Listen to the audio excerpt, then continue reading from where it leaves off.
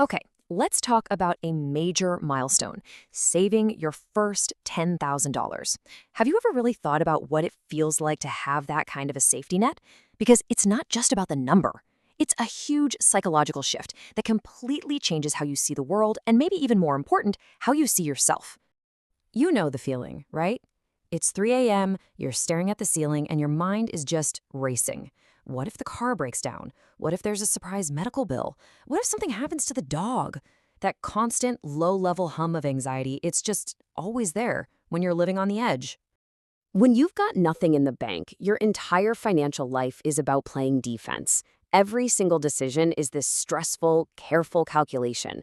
Any unexpected expense feels like it could be a total catastrophe.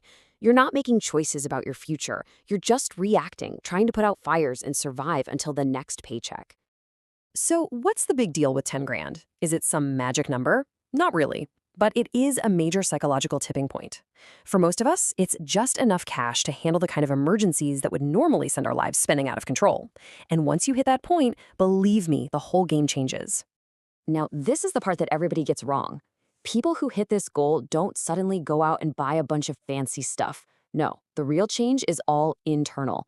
It's this subtle but incredibly powerful shift in your identity, your confidence, and your whole approach to navigating the world. All right, let's get into what's actually happening inside your brain when you have savings. Because this isn't just some vague feeling of relief. There's real science that explains how having financial security actually changes your body's response to stress. Just think about it like this. Your check engine light comes on. If you have no savings, that light triggers instant panic. It feels like a countdown to disaster. But with savings, you're annoyed for sure, but you're not panicked. Life's big problems suddenly shrink from catastrophes down to simple, manageable inconveniences. And this isn't just in your head. Having that financial cushion literally changes your body's chemistry. It lowers your levels of cortisol, which is your main stress hormone. When you're not constantly stuck in that fight or flight mode, you can think so much more clearly and make way better decisions. You ever get to the end of the day and just feel totally wiped out mentally? That's decision fatigue. When you're broke, every little choice, from which brand of cereal to buy to whether you can afford to put gas in the car, it just drains your mental energy. It is absolutely exhausting. But with savings, suddenly like 90% of those tiny, stressful decisions just evaporate. They become irrelevant. You're not picking pasta based on the price anymore. You're picking it because it's the one you actually like. This frees up a massive amount of mental bandwidth that you can now use to actually improve your life. You'll sleep better, have more patience, and be way more productive. Okay, so once your brain is finally free from that constant survival mode, you can stop playing defense and you can start playing financial offense. This is the fun part. This is where you get to look for opportunities instead of just dodging disasters. You know, this might be one of the most underrated ideas in all of personal finance. The real power of an emergency fund isn't in spending it. It's the mental peace you get from just knowing it's there. It's a psychological safety net that gives you permission to think bigger than just making it to next month. And with that newfound confidence, the world just looks totally different. You can walk into a performance review and ask for a raise from a position of strength, not desperation. You can drop 2,000 bucks on a certification that could boost your salary by 10 grand because it's not an impossible expense anymore. It's an obvious investment in yourself. And this right here, this is the fundamental mindset shift. Before, every dollar you spent felt like it was gone forever. But now, you start to see that money isn't just something to spend. It's a tool. It's a tool you can use to create more money and more opportunities. Your entire relationship with your finances begins to change. So, the big question is, how do you actually get there? Well, the secret isn't some super complicated budget or spreadsheet. It's about forging a completely new identity for yourself. Listen, this is so important. The journey to $10,000 is less about the dollars themselves and way more about the habits and the discipline you build along the way.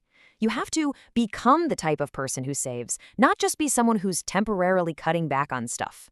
Think about it. Most people treat saving like a crash diet. It's painful, it's not sustainable, and they always burn out and go right back to their old habits.